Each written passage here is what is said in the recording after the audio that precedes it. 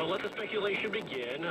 Just after right around 2 o'clock, not just after, right around 2 o'clock. 2 p.m., Paul. We got our first word of a possible trade with your Vegas Golden Knights, which kind of upended some of the research that I had been doing, because I was like, what's taking them so long to get something done? We've been talking about possible trades. We know what the deficiencies have been in this team. It's been pretty universally kind of recognized that we needed some sort of defense.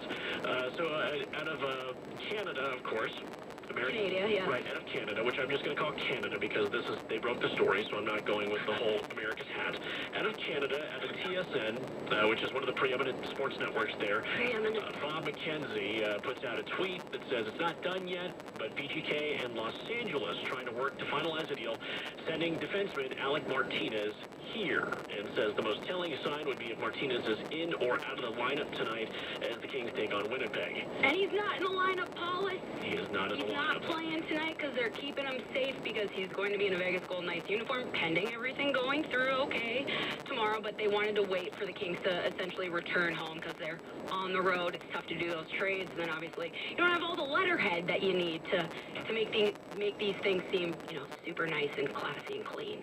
So what we know about Alec Martinez, very highly rated piece of trade bait. I think that's the best way to put it. Big name. To be honest, a very big name. As we saw Dylan come off the board earlier today, and who knows if that was one of the bigger names because that came off the board that started some of the dominoes. But we did see 3 defensemen get traded today. Yep. And Martinez would be on a 1-year rental. Yeah, essentially he would come on for the rest of the season. He has another season under his contract. He's only making $4 million per year, so he signed through that 2020 through 2021 season.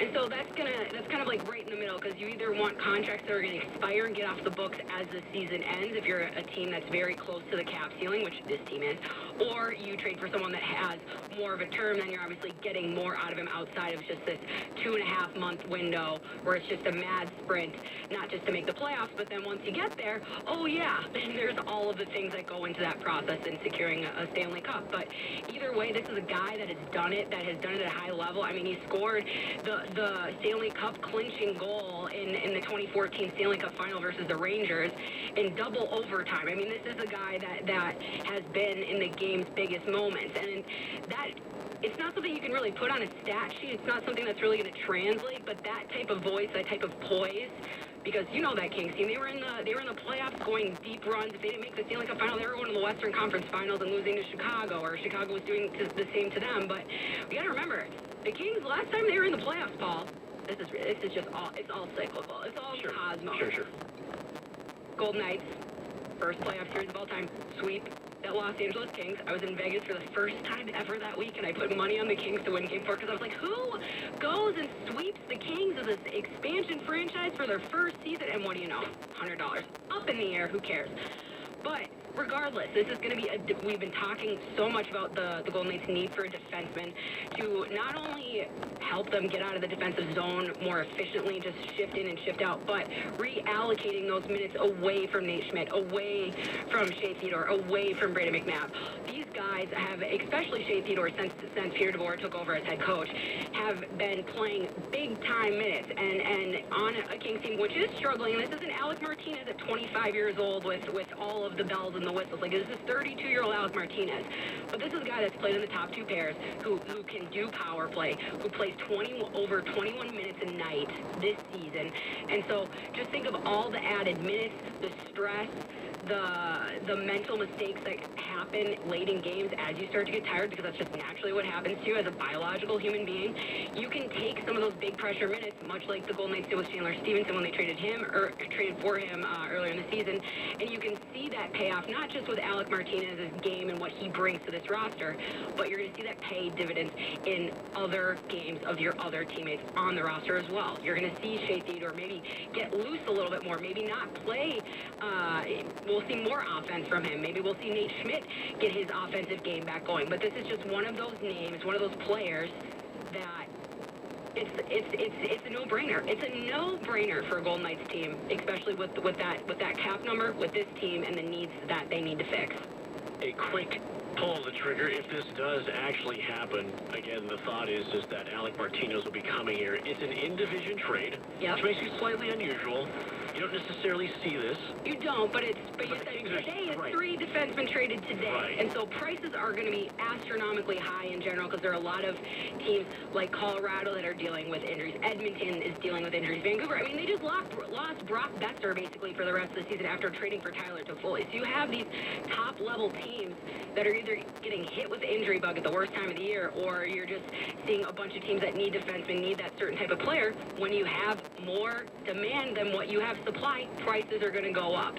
So that's just, I tweeted out earlier, I was like, Golden Knights better get things figured out, because otherwise they're going to be without a date to the dance, because it just, we know how these trade frenzies start, especially on social media. Like, you see one go, and then 2, you're like, uh-oh. Sure, 3, I was like, dominoes fall quickly. and there's only so many on the market, so for them to not only be getting a defenseman who's going to fix this problem, or at least alleviate some of the issues that they've been experiencing, not through the last 3 games or so, obviously. Sure.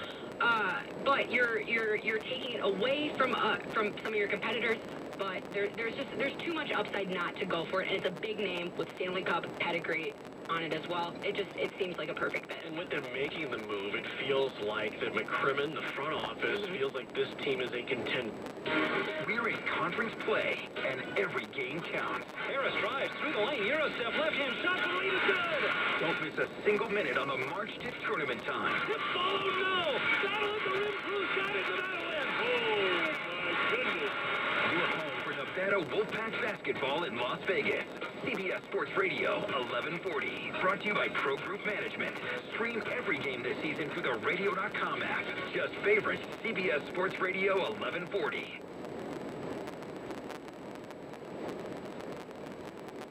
There we are. This is a podcast. I don't know, it feels like it sometimes. It does. It doesn't. By the way, you can listen to that game tonight. That's 5:30. Pre-game show. And 6 o'clock is the tip-off. Apologies for that. Wolfpack and New Mexico. That is tonight on CBS Sports Radio 1140.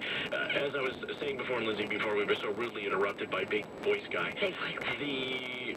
This move suggests that they feel this team is ready to make a playoff push. It feels like they're ready to make some general moves to get them in that direction. We had been reading earlier today, perhaps they might want to do a deal with Buffalo, who is heavy on defensemen and light on offense. But as we talk about that now, we're taking on a guy who's got a contract for another year, including, if this is true, if this trade with the Kings goes through for Martinez. Asterisk on all of this, Right, yeah, but you get him for the rest of the season and for next season, which means you have to give up something. Yeah. It's a $4 million cap hit, which is not a soft hit. This isn't $800,000. This isn't $700,000. Yep. This is not a fourth line grinding winger that you can just stick on there and maybe send a couple of AHL players back down, or some of the younger guys, which they've already done as well today. Yeah, I mean, you're going to have to move some money around. You're probably going to have to send a player back. It says that they're going to be sending 2 second-rounders in exchange for Alec Martinez.